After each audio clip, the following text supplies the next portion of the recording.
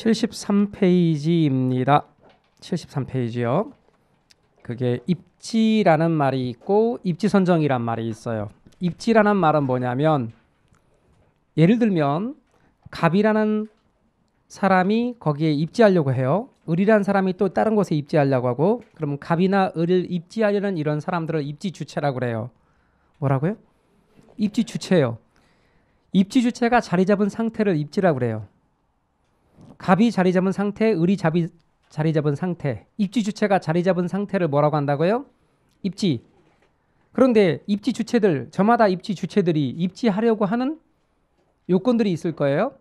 그러면 입지 선정이란 말은 뭐냐면 입지 주체가 이제 입지하려고 하는 입지 조건을 갖춘 토지를 발견해내는 과정이에요. 입지 주체가 추구하고 있는 입지 조건들이 있을 거예요. 그런 입지 조건을 갖춘 토지를 발견해내는 과정, 그게 입지 선정이에요. 입지는 이미 자리 잡은 상태, 입지 선정은 입지 조건을 갖춘 토지를 발견해내는 과정, 그것이 바로 입지 선정이다. 입지론이란 말과 적지론이란 말이 있거든요. 자, 입지론과 적지론 이야기 좀 할게요. 우선 이런 얘기예요. 자, 주어진 용도에는 어떤 용지가 좋을까 하는 문제.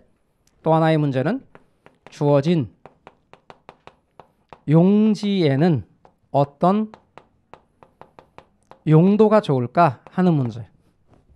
두 가지 문제에서 여러분 이 중에서 땅 찾아가는 게 뭐예요? 위에 거예요, 아래 거예요? 위에 거. 용도 찾는 건 아래 거. 그러니까 용지의 선정이 어느 거고 위에 거 아래 거 용지 선정이 위에 거. 이건 용지 선정. 용지를 선정하는 것. 그리고 밑에 거는 용도를 선정하는 것. 얘는 용도를 선정하는 것. 여러분 이와 같이 용지 땅 찾아가는 것, 용지를 선정하는 것을 뭐라고 하냐면 입지론이라 그래요. 뭐라고 한다고요? 입지론. 이렇게 말해요. 이처럼 용도를 선정하는 것, 용도 선정하는 것, 이걸 뭐라고 하냐면 적지론 그래요. 적지론. 그런데 여러분 땅 찾아가는 이유가 뭐예요? 뭐 때문에 땅 찾아가야 돼요? 땅을 못 갖고 오기 때문에 그렇거든요. 뭐 내가 굳이 바빠. 그래서 친구한테 오는 길에 친구야 오는 길에 그 땅 좀 갖다 줘. 뭐 어려운 부탁 아니잖아. 오는 길에 갖고 와. 못 가져오잖아요. 무슨 성 때문에? 그렇죠. 부동성 때문에. 따라서 땅 찾아서 갈 수밖에 없는 까닭은 토지의 특성 무슨 성과 관련이 있다. 부동성하고 관련이 있더라. 토지의 용도가 다양하되 여러 가지 용도로 이용할 수 있기 때문에 용도를 선정해야 된대요. 따라서 얘는 무슨 성? 용도의 다양성. 용도의 다양성과 관련이 있더라. 이렇게 말하는 겁니다. 그래서 여러분께서는 저런 이야기를 감을 잡으십시오. 두고 보시면 알겠지만 저게 또 계속 헷갈리거든. 그러니까 다음에 또 해야 돼. 한 번에 다 들으려고 하지 마요. 잘 알잖아요. 들으면 흘러가잖아. 이렇게 들어왔다가 나가고 들어갔다 나가고 나중에 보면 들은 적도 없고, 그죠? 또 자꾸 그냥 자극을 줘야 돼요. 계속 반복, 그죠? 반복이 기적을 만들어야 돼요. 자, 넘어가요. 이제 신경 쓰지 마시고 막 열심히 썼는데 다음 페이지에 있고 막 그래. 넘기니까 또 있고. 나중에 막 자료가 나가면 뭐라고 하는 줄 아세요? 이런다니까. 프린트 나가면 이렇게 줄 줄 알았으면 미리 말 좀 해주죠. 저 미리 말했잖아, 그죠? 말했어. 다 미리 말했어. 나간다고. 저 있어요. 책에 다 있어. 여기다 쓰고 막 썼고 나중에는 막 누가 썼냐고 그러고 막 그래요. 74페이지 농업입지론 튀넨. 여러분 튀넨의 이야기 들어본 사람이잖아요. 그래요. 아까 서양입지론의 시초, 그때는 뭐라고 배웠냐면 위치지대설, 그죠? 위치지대설을 고립구기론, 농업입지론의 시초. 그러니까 넘어가요. 이제 그림도 넘어가시고 상업입지론으로 갈 거예요. 74페이지. 학자 이름이 등장하는데 크리스탈러의 중심지론이에요. 근데 학자 이름이 참 이쁜 것 같아요. 크리스탈러. 중심지론이에요. 근데 그의 이름은 그렇게 좀 멋있을지 몰라도 그의 일생은 그렇게 평탄하지 않았어요. 독일에서 태어난 독일의 학자인데요. 실제로 독일에서 자신의 이론을 알리고자 무진장 많이 애를 썼어요. 그런데 이제 알아주지 않은 거죠. 자기의 이론들을, 새로운 이론들을 알리고자 오로지 그의 목표는 다른 것이 아니에요. 자기의 그 이야기한 이러한 이론들을 이제 학계에 알리는 그런 것이었고 나머지는 다 수단이었어요. 그러다 보니까 그는 심지어는 나치에도 협력을 했어요. 그래서 나중에 감옥에 가서 투옥됐어요. 그리고 나중에 또 추록을 하고 이제 자신의 이론을 알아줄 수 있는 미국도 건너가서 알려봤어요. 안 알아주는 거야. 이론들이 기존의 이야기에. 그러다가 드디어 그의 이론이 조명받기 시작했어요. 그래서 최고의 학자로 인정이 받기 시작한 거예요. 마지막 그의 이론을 알아보기 시작하고 최고의 학자로 인정받은 그 나이는 이미 70세. 그리고 마지막 6년간은 최고의 학자로 존중받고 세상을 떠났어요. 딱 6년이에요. 지금 우리나라 고등학교 교과서에도 등장해요. 크리스탈라의 중심지론은. 그래서 크리스탈의 중심지론 용어 알고 계시고요. 여기서 말하고 싶은 것은 이런 것들이에요. 크리스탈의 중심지론 그러면서 여기서는 이런 용어들입니다. 여러분. 배후지라는 용어. 그 다음에 중심지라는 용어. 그 다음에 최소 요구치라는 용어. 그 다음에 재화의 도달 범위라는 용어. 또는 재화의 도달 거리라고 해도 돼요. 이런 용어들에 대해서 알아두시고요. 그래서 중심지가 유지되기 위한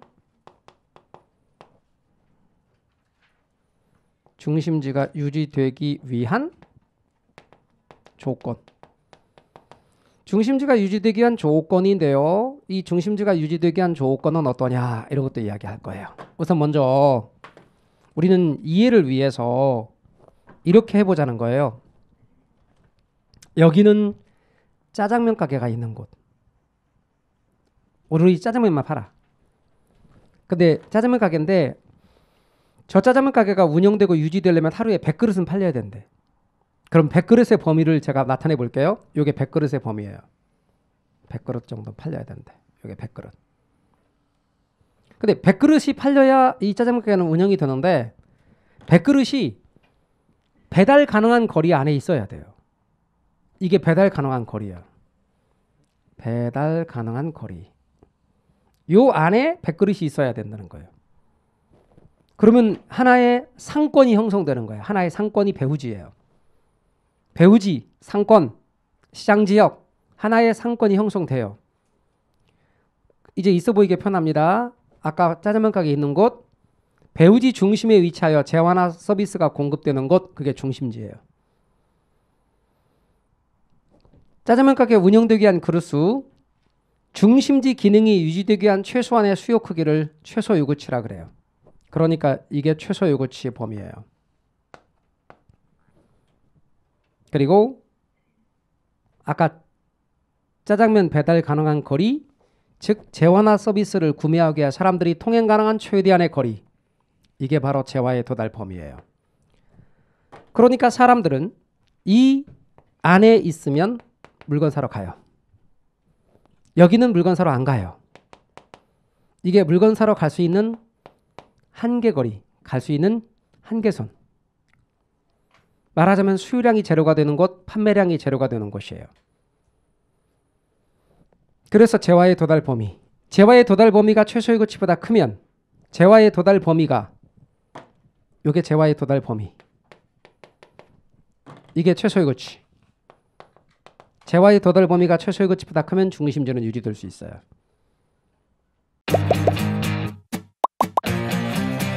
에듀윌 유료 회원만의 라이브 클래스. 두 번째 시간 보겠습니다. 이제는 머리 합니다. 자, 정신 차리시고 이번에 합격진도 나갑시다. 누구세요? 전 에듀윌 교수인데요. 제가 늘 가까이 있으니까 이번엔 합격. 집에서도 학원처럼 공부하는 혜택. 오직 에듀윌 유료 회원에게만. 에듀윌. 우와, 진짜 가까이 계시네.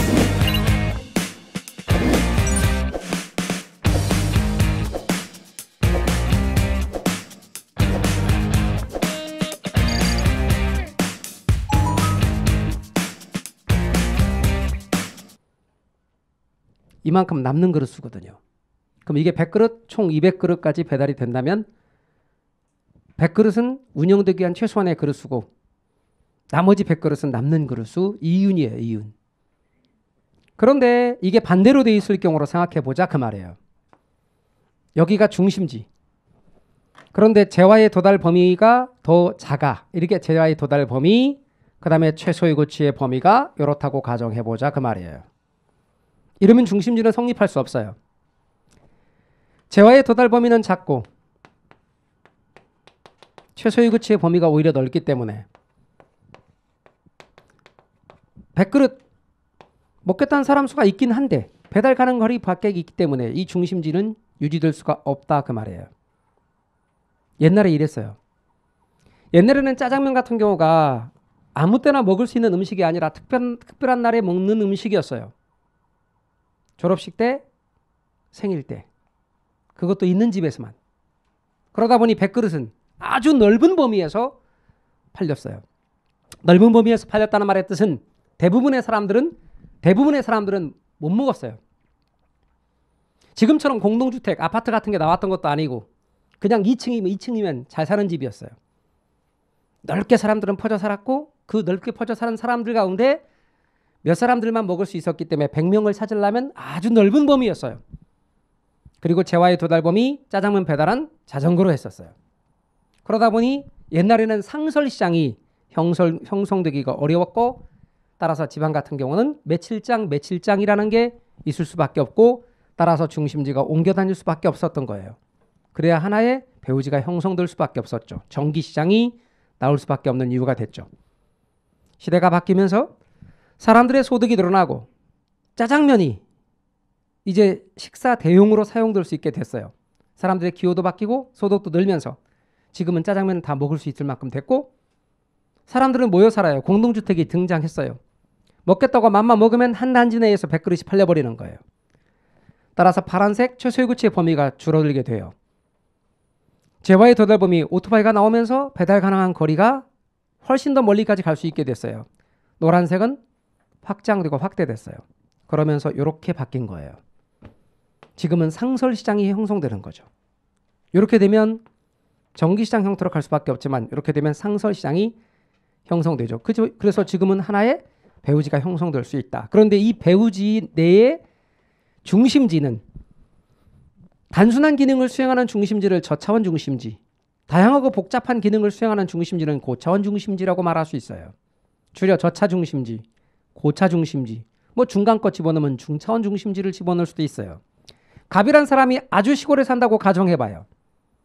갑이 초등학교에 진학을 하거나 최소한의 생활 서비스를 공급받기 위해서 면사무소가 소지하고 있는 기초시장에 나간다 합시다. 거기에 초등학교도 있어요. 조그만 무슨 공판장이니 단위 형태의 농협 같은 조그만 구멍가게 같은 것도 있어요. 그 정도가 뭐다? 기초시장이에요. 갑이란 사람이 중학교에 진학하거나 고등학교에 진학하거나 아니면 농기계를 수리하거나 농협에 대출을 받으려고 그래요. 군이나 읍 정도의 규모의 시장에 나가야 돼요. 이것을 중차원 중심지. 갑이 대학교에 진학하거나 음악회에 참석하거나 영화를 보러 가거나 종합병원에 입원을 해야 된다면 시 정도에 해당되는 중심시장에 나가야 돼요. 얘를 고차원 중심지 이렇게 말할 수 있어요. 중심지를 가지고 설명하는 중심지론입니다. 자, 그 정도만 하세요. 이제는 네일리의 소매 인력 법칙과 허프의 소매 지역이론, 말하자면 확률적 상권 이론을 이야기할 거예요. 여러분은 76으로 건너가시면 네일리의 소매 인력 법칙, 허프의 확률적 상권 모형이 등장하는 것 보실 겁니다. 허프의 이야기를 먼저 해볼까요? 네일리의 이야기를 먼저 해볼게요. 네일리, 학자 네일리. 앞으로 끄집어낼 거예요. 네일리의 소매 인력 법칙.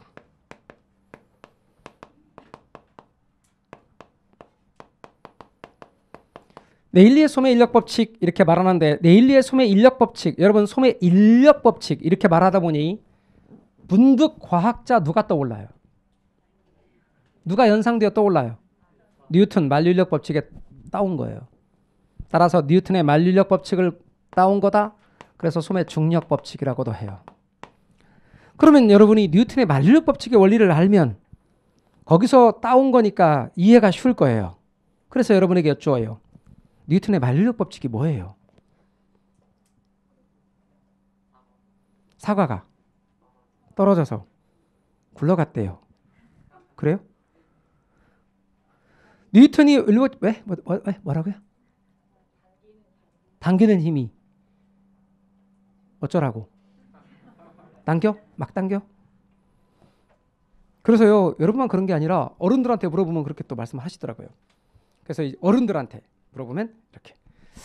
아, 근데요, 여러분 지금은 그 프로가 없어진 것 같은데 옛날에 얼마 전에 영재발굴단 그런 프로 있는 거 아세요? 왜 영재발굴단 이런 프로 지금은 없죠? 예, 그 프로에 보면 진짜 각 분야의 꼬마 영재 아이들이 나와서 하는데 정말 영재야. 음악 영재도 있고 미술 영재도 있고 그 중에 과학 영재 애들도 있어요.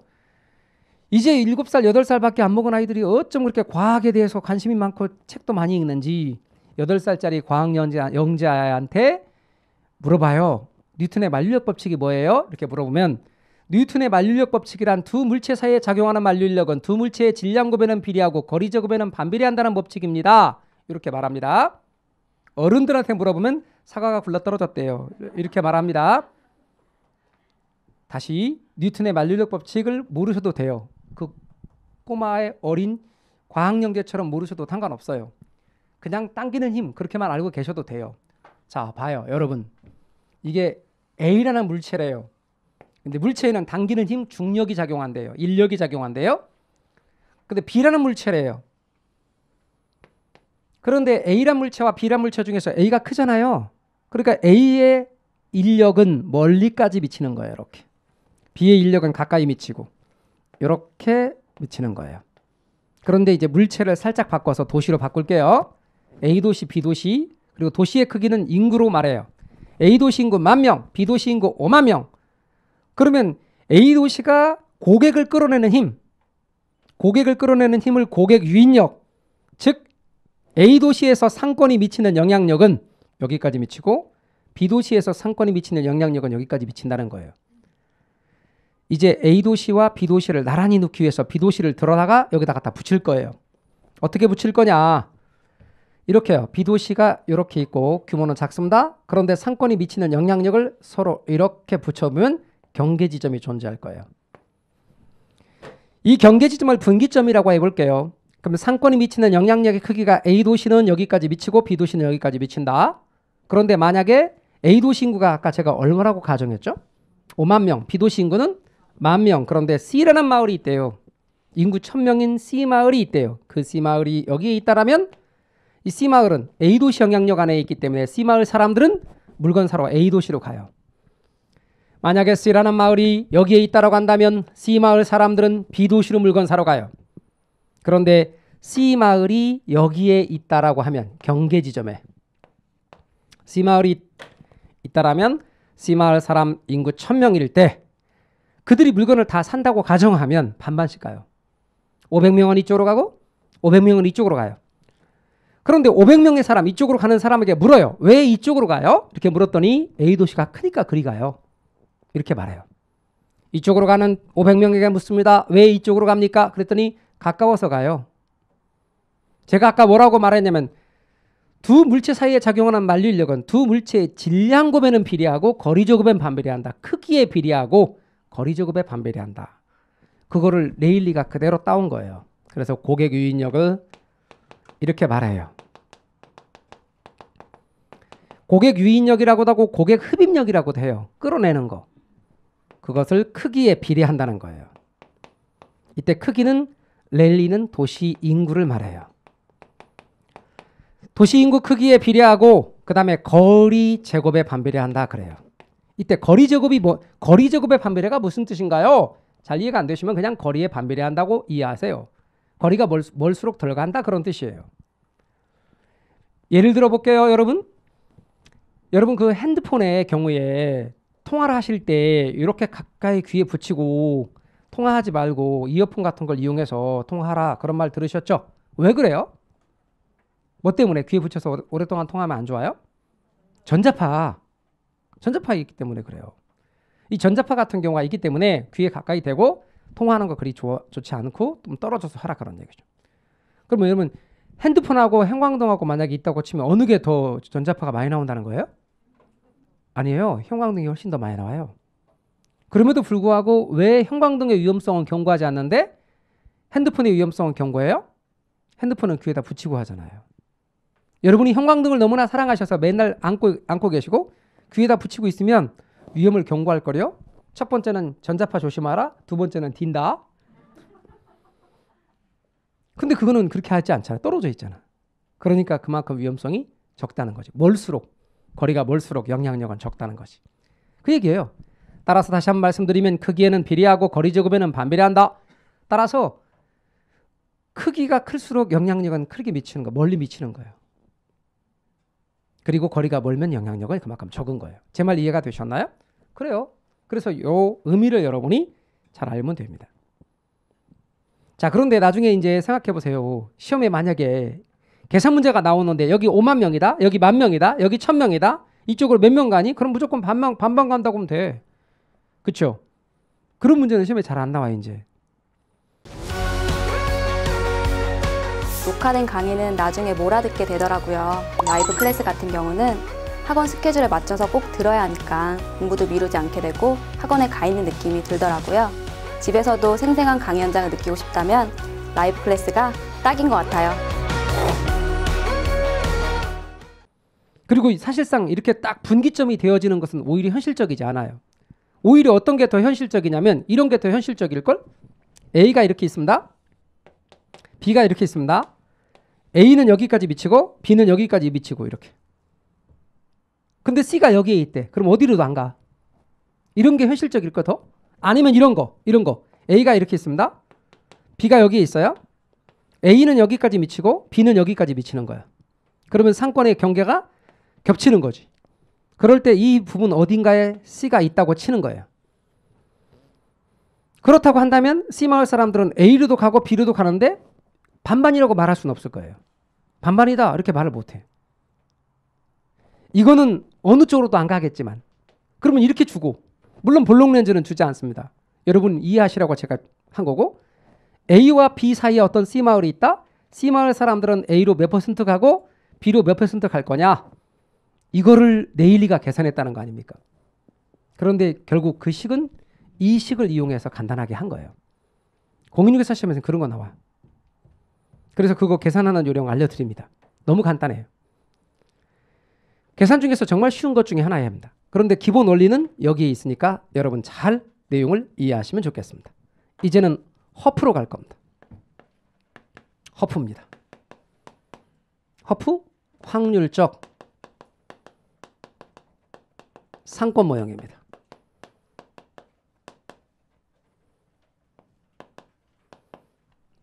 여러분 잠깐만 봐주시죠. 이 허프는 말이죠. 네일리가 갖고 있는 문제점. 네일리는 기본적으로 도시가 2개일 때만 설명이 가능합니다. 도시가 3개나 4개일 때는 설명이 안 됩니다. 딱 도시가 2개일 경우만 가능합니다. 그 다음에 기본적으로 C마을 사람들은 A 영향력 안에 있으면 A로 간다고 전제합니다. 근데 허프는 그렇지 않다는 거예요. C마을 사람들이 A로 가려면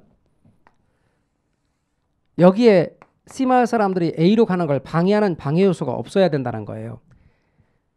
C마을 사람들이 A로 가는 걸 방해하는 방해 요소가 어떤 게 있다? 갑자기 비가 와 폭우가. 도로가 유실됐대. 여기에 전염병이 돌았대. 그러면 여기 있어도 이리 안 가고 이리 갈 수 있다는 거예요. 이 방해 요소를 고려해 줘야 된다는 거예요. 여러분 학원 올라오는데 갑자기 막 비가 많이 와.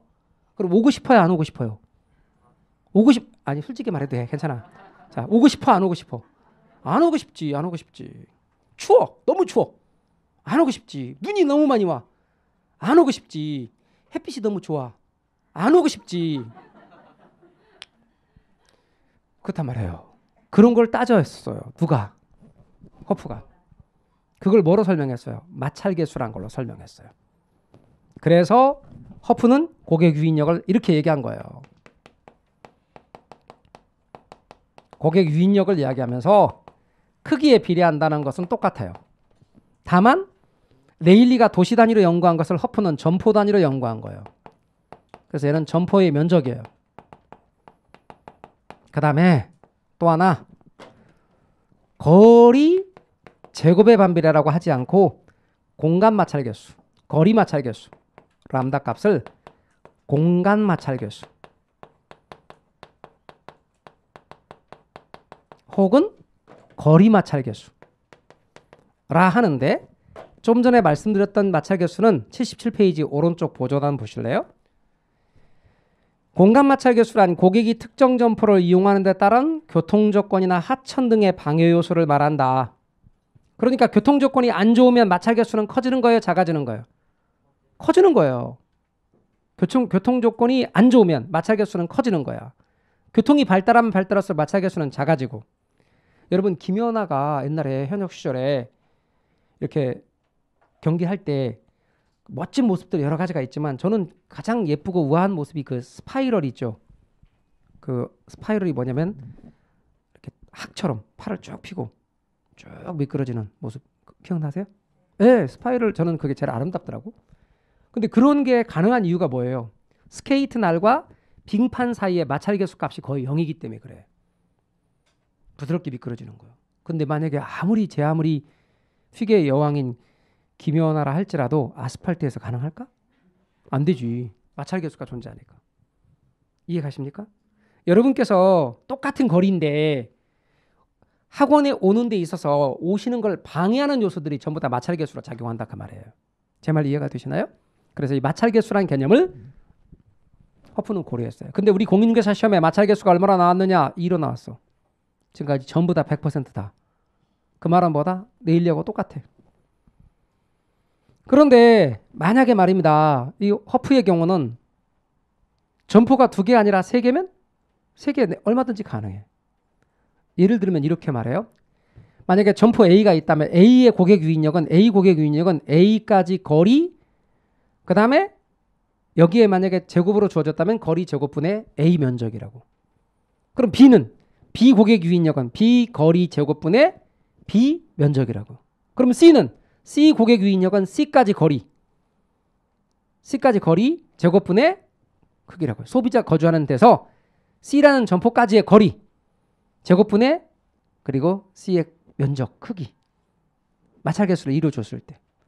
그래서 여러분 제일 첫 번째, 그 중에 점포가 A와 B가 A, B, C가 있다 또는 A와 B가 있다. 근데 그 중에 점포 A를 이용할 확률, A를 이용할 확률은 어떻게 구하느냐? 이런 식으로 구해요. A 고객 유인력. 제가 A 고객 유인력 어떻게 구한다 그랬어요? A까지 거리 마찰계수를 이루어줬을 때 A까지 거리 제곱분의 A 면적. 그럼 B 고객 유인력은 어떻게 구한다고요? 에? B까지 거리 제곱분의 B 면적. 이해 가십니까? 그리고 여기에 A 고객 유인력을 넣는 거야. 이러면 A를 이용할 확률이 돼. 점포가 3개면 여기 A 더하기 B 더하기 C 분의 A. 만약에 점포가 3개인데 B 이용할 확률을 구하시오. A, B, C 분의 B. 이해 가십니까? 그랬더니 이게 60%가 나왔대. 0.6, 60%가 나왔대. 그러면 두 번째, A의 이용객수는 어떻게 구하냐 이게 말이에요. A의 이용객수는 소비자가 거주하는 거주지 인구가 1000명이라 합시다. 소비자 거주지 인구가 1000명. 아까 C 마을 사람들 인구가 1000명이라 했으니까 1000명 곱하기 그리고 방금 A를 이용할 확률 60%라 그랬죠? 0.6 A를 이용할 확률 곱해주면 600명이 A를 이용한다 그 말이죠. 그럼 나머지 400명은 B를 이용하겠지. 말뜻 이해가 되셨나요? 이런 식으로 구하는 거예요. 그래서 여러분께서는 레일리는 도시 단위로 연구했다. 허프는 점포 단위로 연구했다. 레일리는 도시 2개, 점포 2개만 갖고 가능하다. 2개만 설명은 된다. 그런데 비해서 허프는 2개, 3개 얼마든지 확장했다. 이렇게 됩니다. 이런 걸 구분을 여러분이 하실 수 있어야 됩니다. 그리고 나중에 공부를 더 하면 얘는 구체적으로 길이로 잰 실측거리만 따졌습니다. 얘는 실측거리 이외에 시간거리도 고려한 것입니다. 그래서 여러분께서는 이런 부분이 나오는데 제가 아까 얘기가 선배, 후배의 이론 중에 어느 게 현실적이라고 그랬죠? 후배의 이론이 더 현실적이라고 그랬죠? 그렇게 되는 것입니다. 됐습니다. 그만큼 넬슨의 이론은 넘어가고 공업입지론으로 가겠습니다. 베버의 최소비용 이론입니다. 베버의 최소비용 이론으로 건너가겠습니다.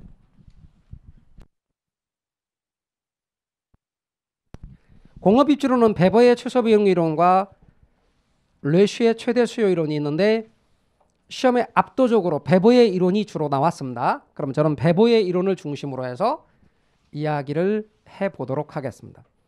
베버의 이론이 뭐라고요? 최소비용 이론입니다. 최소비용 이론에 대해서 이야기를 해봅시다. 교재는 77입니다.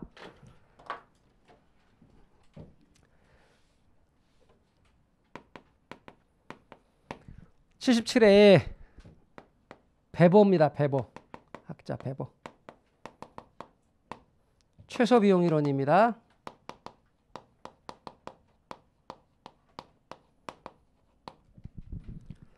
베버의 최소비용 이론인데요. 뭐 이 중에서 사회학과나 이런 분 나오신 분들은 막스 베버라고 하는 사회학의 천재인 막스 베버라는 사람도 있는데 그 사람 말하는 거 아니고요. 이 사람은 알프레드 베버라는 사람인데요. 그 막스 베버의 동생입니다. 막스 베버는 40대 요절한 천재인데요.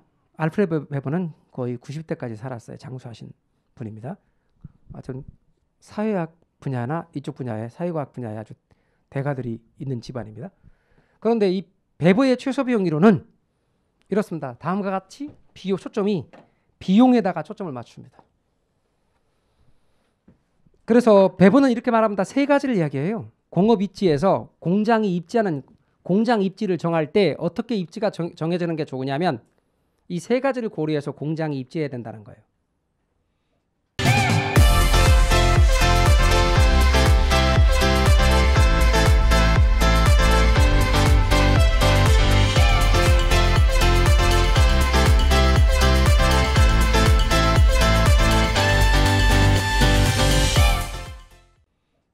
그럼 세 가지 뭐냐? 제일 첫 번째는 수송비.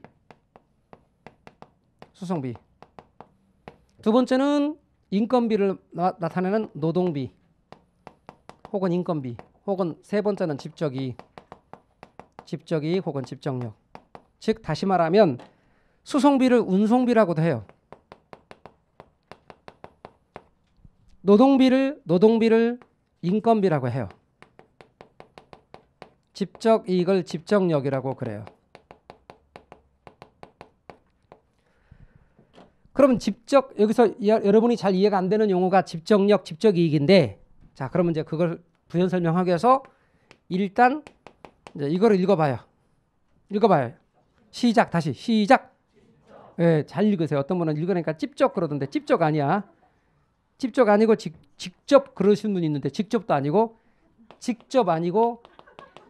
예, 집적. 아셨죠? 집적. 그럼 무슨 뜻이다? 모여 있는 거야. 모여 있는 거. 모여 있으면 이익되는 거. 자, 질문할게요. 좀 괜찮은 한약들을 좀 저렴하게 사고 싶어. 그럼 어느 시장 가면 돼? 경동시장. 이렇게 광고하지 않아도 홍보하지 않아도 모여 있으면 고객을 끌어내는 힘이 생겨요.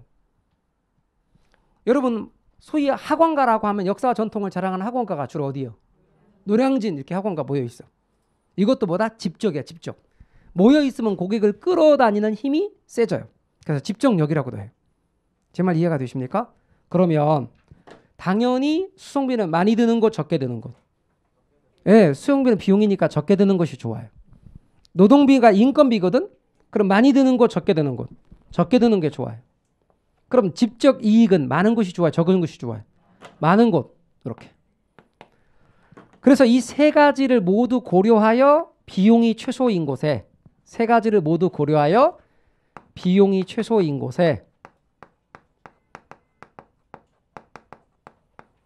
공장이 입지한다 그 말이에요. 그러면서 배번호 말하기를 이 세 가지 중에서 어떤 걸 제일 중요시 여겼다? 수송비. 그러면 제가 아까 말하기를 수송비 개념을 최초로 도입해서 입지 이론을 설명한, 즉 최초의 입지 이론을 설명한 학자 누구 그랬죠? 그래, 튜넨이라고 그랬어요. 튜넨이 수송비 개념을 이야기한 일화로 모든 입지 이론에서 수송비라는 개념이 중요하게 등장하는데 명칭이 운송비, 교통비로 바뀔 뿐이지 다 똑같은 이야기예요. 우리는 이제 공부하는 데 있어서 상권 이론에서는 부각시켜서 안 그래서 그렇지 쟤는 교통비라는 측면 또는 운송비라는 측면을 이야기하기도 해요. 돌아와서 공업입지론에서도 수송비 또는 운송비가 나와요. 그런데 배보에 의하면 원료와 제품이 수송되는 거리와 무게에 의해서 수송비가 정해진다는 거예요. 다시 이 수송비는 어떻게 정해지냐면 원료와 제품이 수송되는 거리와 무게에 의해서. 그러면 여러분 제가 이렇게 말해 볼게요. 여기가 원료가 나는 곳이야. 그러면 원료 산지예요. 근데 우리는 원료 가지고 뭘 만드냐면 제품 만들어요. 그쵸? 원료 갖고 제품 만드는 건 아시죠? 제품 갖고 원료 만들진 않죠? 그러면 원료 갖고 제품을 만드는데 제품은 어디서 파냐? 어디서 팔아요? 그렇죠. 시장에서 팔아. 그러면 원료가 나는 곳과 시장과의 거리가 떨어져 있을 수 있죠. 편의상 100km가 떨어졌다고 가정해봐요. 100km가 떨어졌대. 그러니까 거리는 정해져 있다고 봐요. 거리가 멀수록 수송비 많이 들잖아요. 그리고 무거울수록 수송비 많이 드는 거 맞죠? 그러니까 거리와 무게에 의해서 수송비가 정해진다. 그런데 이 거리를 원료로 수송을 했다고 가정해봐요. 원료로 수송을 한다. 그럼 원료의 수송비가 얼마냐? 이거다고. 제품으로 수송한다고 가정해봐요. 제품을 만들어서 제품으로 수송한다. 이 두 가지를 비교해보자 그 말이에요. 그랬더니 원료로 수송을 하면 비용이 100원이에요. 원료로 수송해서 여기서 만들면 비용이 100원. 제품으로 여기서 만들어서 제품으로 수송하면 비용이 90원. 자, 이 경우는 뭐로 수송해야 돼요? 제품으로 수송해야죠. 그럼 제품으로 수송하려면 여기서 제품을 실어가지고 수송한다는 얘기죠. 그럼 제품을 여기서 만들어야지. 그래 안 그래요? 그럼 원료산지에 제품을 만들려면 공장이 원료산지에 있어야지. 그런 걸 원료 지향형 산업이라 그래요. 천천히 다시 한번 설명합니다. 잘 들으세요. 여기서 여기까지 실어 나르는데 원료로 수송을 할 수도 있고 제품으로 수송할 수도 있다. 근데 원료로 수송을 하면 비용이 90원이고 제품으로 수송하면 비용이 100원이라 하자. 그러면 여기서 여기까지 비용이 적게 드는 걸로 수송해야죠. 그럼 뭐로 수송해야 돼요? 원료로 수송한다는 말의 뜻은 원료로 여기까지 수송한 다음에 여기서 제품을 만든다는 얘기예요. 이런 걸 시장지향형 산업이라 그래요. 말뜻 이해가 되셨나요? 자, 그래서 방금 제가 말씀드렸던 산업 두 개 말해봐요. 여기서 공장이 입지하는 걸 뭐라고 하고 원료지향형 산업이라고. 여기에 공장이 입지하는 건 시장지향형 산업이에요. 그런데 제가 설명한 얘기를 들을 땐 이해가 되는데 되돌아서면 나중에 헷갈린단 말이에요. 그러니까 이렇게 정리할 필요가 있어요. 잘 봐봐요 여러분. 딱 보고 수송비가 많이 드는 쪽에 입지한다라고 외우세요. 자, 둘이 어느 게 수송비가 많이 들죠? 원료. 그럼 원료지향형 그러세요. 그래야 가벼운 제품을 실어 나를 거거든. 자, 뭐가 수송비가 많이 들죠? 제품은 시장이거든. 따라서 무슨 지향형? 시장지향형 그러세요. 그러면 원료로 실어 올 거거든. 말 이해가 되셨죠? 이번엔 다시. 거리는 정해져 있고 수송비가 무게에 의해서 정해진다는 말의 뜻은 이 말은 원료의 수송비가 더 많이 든다는 얘기는 뭐가 무겁다는 뜻이에요? 원료가 무겁다는 뜻이지. 원료가 무거우니까 원료 수송비가 많이 들 거 아닙니까? 원료가 무거우니까 공장은 원료산지에 입지해요. 그러면 가벼운 제품으로 실어오게 돼요. 맞아요? 이 경우는 뭐가 무겁다는 뜻이에요? 제품이 무겁다는 뜻이에요. 이런 경우는 시장 가까이에 공장이 입지하면 가벼운 원료를 실어온다는 뜻이에요. 그러니까 외울 때는 무거운 쪽에 입지한다고 기억하시면 돼요. 자, 이렇게요. 보세요. 외우려고 하지 마시고 원리를 이해했으면 무조건 하고 수송비가 많이 드는 쪽, 무거운 쪽에 입지한다. 이해하셨어요? 다시 한번요. 수송비가 많이 드는 쪽에 입지한다. 무거운 쪽에 입지한다. 맞아요? 배번은 원료지수란 걸 이야기합니다. 원료지수요. 앞으로 무슨 숫자 나오는 것들은 이렇게 분수로 되어 있는 경우가 많아요. 그리고 제가 말씀드리기를 분수로 되어 있는 것들은 알고자 하는 값, 중요한 값, 구하고자 하는 값을 어디다 쓴다고 그랬죠? 분자에 써요. 그리고 비교하는 값을 분모에 써요. 그리고 대개 분수로 되어 있는 개념들의 명칭도 분자값의 명칭을 따라가는 게 대부분이에요. 분모값 명칭 따라가는 것도 있긴 해요. 나중에 지적해 드립니다. 그러니까 여기가 원료네. 이해 가십니까? 원료지수니까 분자가 원료야. 그리고 우리는 무게 갖고 비교할 거니까 여기에 원료의 중량을 쓰시고 분모는 제품 중량을 쓰시면 돼요. 우리는 뭐하고 뭐를 내내 했냐면 원료하고 제품을 비교했단 말이에요. 원료가 무거우냐? 제품이 무거우냐? 그런데 원료지수니까 원료 중량을 분자에 쓰시고 제품 중량을 분모에 쓰시는데 중요한 것은 원료가 두 종류가 있다는 사실이에요. 여기서도 구할 수 있고 여기서도 구할 수 있는 원료와 꼭 여기서만 구할 수 있는 원료가 있어요. 아무 데서나 구할 수 있는 원료를 보편 원료라 그래요. 물 같은 거. 그러나 특정 지역에서만 구할 수 있는 원료를 국지 원료 내지는 편제 원료라 그래요. 국지 원료, 편제 원료. 그러면 여러분 석회가루 같은 경우는 특정 지역에서만 구할 수 있고 따라서 시멘트 공장은 석회가루가 있는 곳에 입지하는 게 좋아요. 산속에 주로 입지해요. 그래서 여러분께서 유념할 것은 우리가 아무런 부연 없이 원료라고 말하면 국지 원료와 보편 원료 중에서 무슨 원료를 가리키냐면 언제나 국지 원료를 가리킨다고 잊지 마세요. 원료 그러면 보편 원료 말하는 게 아니에요. 그런데 얼핏 보면 보편처럼 보편이니까 보편 원료를 말할 것 같거든? 아니에요. 우리가 원료라고 말하면 다 국지 원료를 말하는 거예요. 분수로 되어 있는 건 분자와 분모를 비교할 때 둘이 같으면 뭐라고 그랬죠? 1이라고 그랬죠. 같으면 1이에요. 그런데 여러분 1보다 크면 분자가 큰 거예요? 분모가 큰 거예요? 분자가 큰 거죠. 그러면 뭐가 무겁다는 뜻? 원료가 무겁다는 뜻. 무슨 지향형? 원료 지향형이 되는 거예요. 1보다 작으면 제품이 무겁다는 뜻이에요. 제품이 무거우면 무슨 지향형이라 했어요? 시장 지향형. 의미 모르신 분들은 제품 지향형 그러시는데 시장 지향형이에요. 둘이 같으면 분자와 분모가 같다는 뜻이고 이때는 여기에 입제도 여기에 입제도 상관없다. 심지어 중간에 입제도 된다. 아무데나 입제도 된다. 그런 걸 자유입지형 산업이라 그래요. 그러니까 원료 지수라는 개념을 여러분이 기억하시고 배버의 이야기를 딱 정리하실 필요가 있어요. 요만큼만 해놓으세요. 배버의 이론에 대해서 레쉬라는 학자는 무슨 기업이 비용 극소화를 추구하느냐? 기업이라면 이윤 극대화를 추구해야지 하면서 최대 수요 이론을 이야기합니다. 레쉬의 이론은 덜 중요해요. 지난 시험 동안 31회 때 한 번 언급이 됐을 뿐이에요. 30회 때 참 언급이 됐을 뿐이에요. 30회 시험에. 계속 안 나왔었거든요. 그런데 내용은 아주 간단해요. 얘는 수요가 많은 곳에 공장이 입지해야 된다는 거예요. 얘는 비용이 적게 드는 곳에 입지해야 된다. 얘는 수요가 많은 곳에 공장이 입지해야 된다. 그래서 최대 수요 이론이에요. 수요를 강조하는 이론이다. 이렇게 여러분이 아시면 돼요. 그것만 하시면 돼요. 됐습니다. 그만큼. 자, 그 다음 넘어가시면 79쪽에 부동산 정책론. 우리 쉬었다가 부동산 정책론으로 본격적으로 들어갈게요. 쉬었다 하시죠.